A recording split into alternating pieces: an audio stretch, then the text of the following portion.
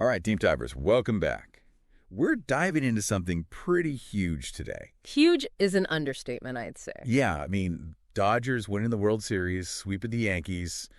That doesn't get much bigger in baseball, that's for sure. And you guys wanted to know all about it, especially that crazy Game 4, right? Yeah. So we dug deep, read all the articles, watched the replays. Outside? Well, let me tell you, this was not just ANY Championship. Oh, no, not at all. This series was like a total game changer, you know? The kind of baseball that makes you rethink the whole game. Absolutely, yeah. It's going to be studying for years, I bet. Totally. Yeah. And the thing is, even if you're a hardcore baseball fan, I guarantee you'll find something surprising in here, some little detail or strategy that just makes you go, whoa. I'm ready to be surprised. Okay, so let's set the stage. It's Game 4. Dodgers are up 3-0. The Yankees are, well, let's just say their backs are against the wall. To put it mildly, yeah. And then the Dodgers pull out this move. They decide to go with a bullpen game. Now, a lot of casual fans might not even know what that is. Right, it's not your typical strategy. It's risky, you know? Like, instead of your star pitcher starting, you're basically saying, hey, we trust our whole bullpen enough to win this thing. Yeah, it's like an all-hands-on-deck situation. Exactly. You're sending in reliever after reliever, hoping they can hold the line. And in this case, the Dodgers were right to trust their guys.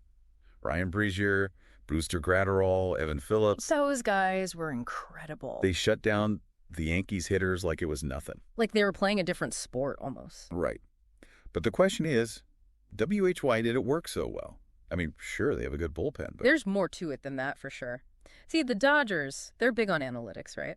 They probably had a whole team crunching numbers, figuring out the Yankees' weaknesses, like down to the tiniest detail. oh, for sure. So they weren't just sending out ANY relievers. They were picking the guys who specifically matched up well against each Yankee hitter. Like, if they knew a guy couldn't hit a slider to save his life, boom, send in a slider specialist, you know? It's almost like chess, isn't it? Exactly. It's strategic pitching at its finest. Okay, now let's talk about the Dodgers offense. We got to talk about Freddie Freeman, right? The man was unstoppable. Seriously, he was on fire this whole postseason, hitting home runs, getting on base. But what really impressed me was his consistency. It wasn't just one big game. It was like every single at-bat, he was locked in. Yeah, Freeman, he's the real deal. And, you know, it wasn't just about hitting bombs. This guy, he's got amazing plate discipline. He knows how to work the count, wait for his pitch. Like a true veteran, huh? Exactly. It reminded me of some of those Dodgers legends, you know, like Tommy Lasorda, Jackie Robinson, those guys who just had this presence, this leadership that inspired their whole team. And Freddie Freeman has that. Ah. Okay, and we can't forget about Mookie Betts. Oh, man, Mookie. Not just hitting, but his defense was out of this world. Remember that diving catch in Game 2? Like it was choreographed or something. It was insane. It was like he had a magnet in his glove. Okay, so we talked about the Dodgers' strengths, but we can't ignore the other side of the coin, the Yankees. Yeah, They didn't have their best series, to put it mildly. to put it very mildly. Even their big stars, like Yeah. Aaron Judge, Giancarlo Stanton, they just couldn't get it going. They really struggled, yeah.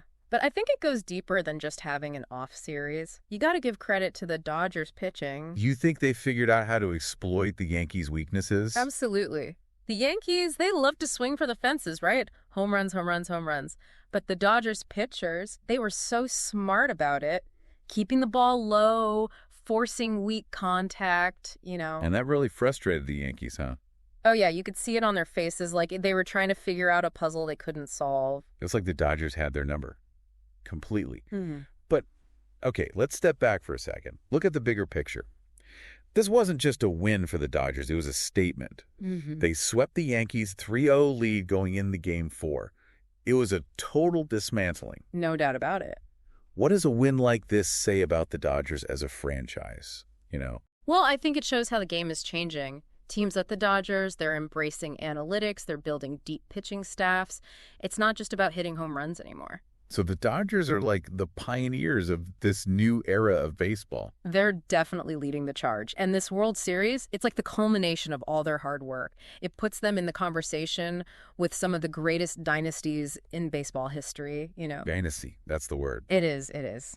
So what happens next? What do you see for the Dodgers and the Yankees in the coming seasons? Well, for the Dodgers, the challenge is going to be staying on top. They've set a high bar. Everyone's going to be coming after them.